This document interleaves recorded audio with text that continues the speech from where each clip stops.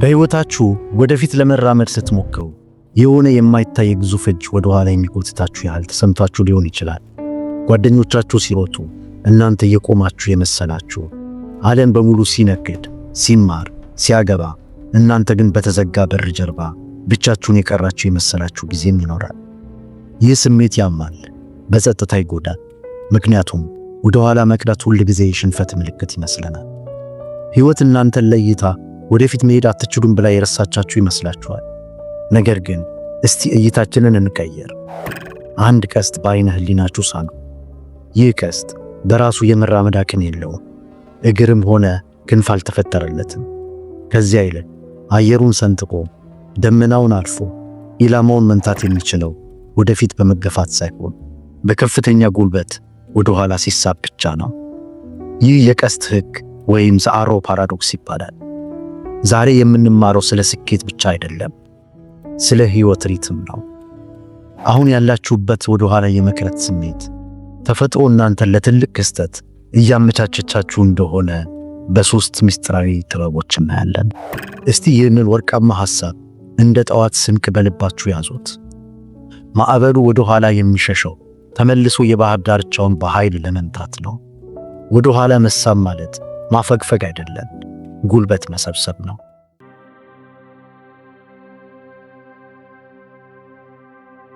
ወደ ኋላ ስትጎተቱ የሚሰማችሁ ህመም አለ። ይህን ህመም አብዛኛውን ጊዜ ጭንቀት እንለዋለን። ፊዚክስ ደግሞ ፖቴንሻል ኢነርጂ ወይም የታመቀ ጉልበት ሲል ይጠራዋል። ዘአሮ ፓራዶክስ ግን ሙዚቃ ሲል ይሰይመዋል። አንድን ጊታር አስቡት። የጊታሩ ክር ካልተወጠረ፣ ካልተለጠጠና ካልተጨነቀ ሙዚቃ ማውጣት አይችልም። ዝም ብሎ የተንጠለጠለ ተራ ገመድ ነው። ነገር ግን የጊታሩን ክር ወደ ኋላ ስትስቡት፣ ሲለጠጥ፣ ሲወጠር፣ ያኔ ነው ውብ ድምፅ የሚፈጥረው። ልክ እንዲሁ ቀስቱ በተለጠጠ ቁጥር ክሩ ይወጠራል፣ የቀስቱ አካል ይጨነቃል። ምናልባት ቀስቱ አፍ ቢኖረው ኖሮ ለምን አትለቀኝም፣ ለምን እንደ ሌሎቹ በነፃነት አትሰደኝም ብሎ በጮኸ ነበር። ነገር ግን ቀስተኛው ዝም ብሎ የበለጠ ይስበዋል። ምክንያቱም ወደ ኋላ በሳበው ቁጥር በቀስቱ ውስጥ የሚቀመጠው ጉልበት እንደሚጨምር ያውቃል። እንግዲህ ምስጢሩ እዚህ ጋር ነው።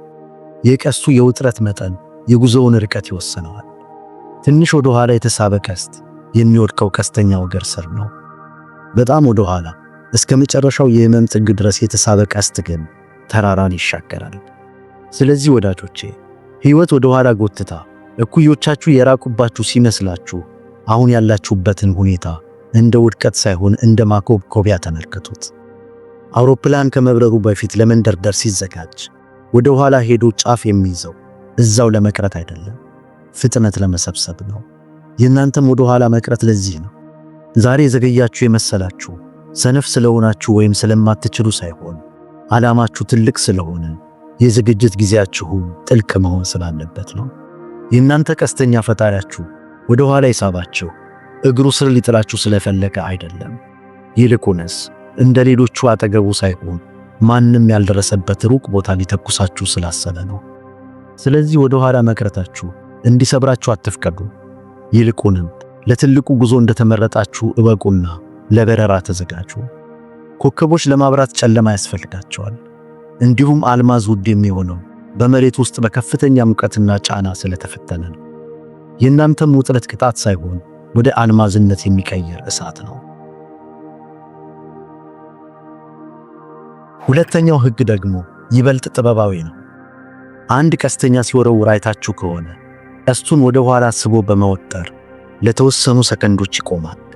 በዛች ቅጽበት ዓለም ጸጥ ትላለች፣ እስትንፋስ ይያዛል። ይህች ሰዓት በሕይወት ውስጥ የመዘግየት ጊዜ ትመስላለች። ብዙዎቻችን የምንጠላው ይህንን ወቅት ነው። ለምን ሥራዬ ቆመ? ለምን የኔ ነገር ተጓተተ ብለን እንጨነቃለን። ነገር ግን በዛች የጸጥታ ሰዓት ውስጥ ቀስተኛው እየሰነፈ አይደለም፣ እያነጣጠረ ነው። ያለማነጣጠር የሚደረግ ፍጥነት ትርፉ ስህተት ነው፣ ትርፉ ባክኖ መቅረት ነው። ምናልባት አሁን በሕይወታችሁ ነገሮች ስታክ ያደረጉ የቆሙ የመሰላችሁ ስለተረሳችሁ ሳይሆን ኢላማችሁን በደንብ እንድትለዩ ጊዜ እየተሰጣችሁ ቢሆንስ? ይህ የጸጥታ ጊዜ ጫጫታው ጠፍቶ የልባችሁን ድምፅ የምትሰሙበት ጊዜ ነው።